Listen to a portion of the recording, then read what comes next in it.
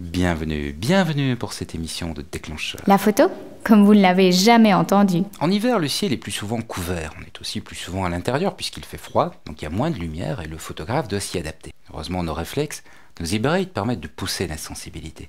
Mais l'éclairage n'est pas toujours intéressant, donc il peut être avantageux de ressortir son bon vieil ami, le flash. Derrière moi, j'ai une grande boîte à lumière. Je vous en reparle dans un instant, mais tout de suite une idée cadeau pour Noël. Voulez-vous maîtriser votre boîtier, être fier de vos photos, trouver de nouvelles idées, gagner du temps? Si vous répondez oui à au moins une de ces questions, alors téléchargez Déclencheur Gold. Vous allez réussir facilement et développer vos talents de photographe sur www.déclencheur.com, l'iTunes Store ou Amazon MP3. Beaucoup de photographes trouvent que le flash donne d'assez mauvais résultats. Et il y a plusieurs raisons à ça. Je pense que la principale, c'est tout simplement que le flash seul, c'est une lumière très dure. Par lumière dure, je veux dire ceci. On s'intéresse à l'endroit où la lumière devient de l'ombre et on a l'impression que l'ombre a été comme coupée au couteau. La transition entre l'ombre et la lumière est trop brutale. Au contraire, ça peut être diffus en passant doucement de la zone éclairée à la zone sombre. On va dire de cette lumière douce qu'elle enveloppe le sujet. Comme toujours, il y en a pour tous les goûts. Mais globalement, et certainement pour les portraits, on préfère des lumières douces. Et techniquement, c'est très simple à gérer, très simple à réaliser. La douceur de la lumière, elle est simplement liée à la taille de la source lumineuse vue du sujet. Si j'ai une petite source lumineuse, vue de mon sujet, la lumière sera dure, tout simplement. Or, une tête de flash, c'est petit, donc forcément, la lumière est dure. Enfin, je dis forcément non, puisque c'est vue du sujet, donc si je fais de la macro, comme une fiche par exemple, je rapproche mon flash, il devient grand par rapport à mon sujet, et la lumière est douce. Mais pour un portrait, la tête de flash, elle est toute petite.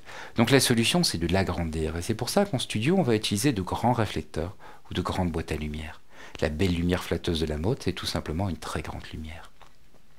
Sur un flash de reportage, on monte facilement un parapluie. Il suffit d'un petit support et quelque chose de magique se passe.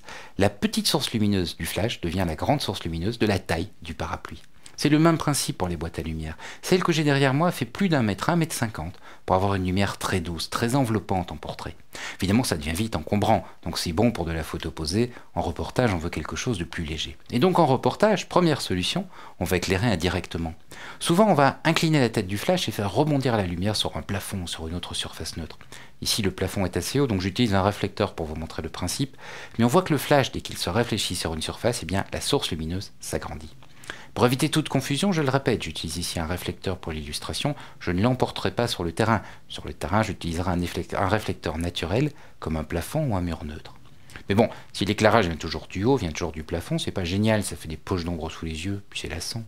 Donc on essaiera plutôt de faire un mix avec un petit peu de lumière au plafond, un petit peu de lumière de face pour déboucher les ombres. Et pour ça, on trouve énormément d'accessoires très légers, comme ici un origami Garifong. Tous ces accessoires fonctionnent sur le même principe. Ils agrandissent le flash, donc en combinaison avec le plafond, ils vont fournir une lumière douce et flatteuse. Idem ici avec un LumiQuest. On hésite parfois à acheter ces produits, et pourtant ça fonctionne très bien parce que le principe physique est très simple. Pour une fois, c'est vraiment la taille qui compte. Et comme c'est pas très compliqué, qu'en final c'est pas cher d'agrandir une source lumineuse, même les accessoires bon marché sont efficaces.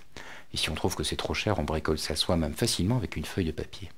Évidemment, la finition, la facilité pour ranger l'accessoire et le prix vont dicter votre choix. Mais il n'y a aucune raison de se contenter du flash en direct ou de se priver du flash dès qu'on comprend que la douceur de la lumière, c'est la taille de la source lumineuse vue du sujet.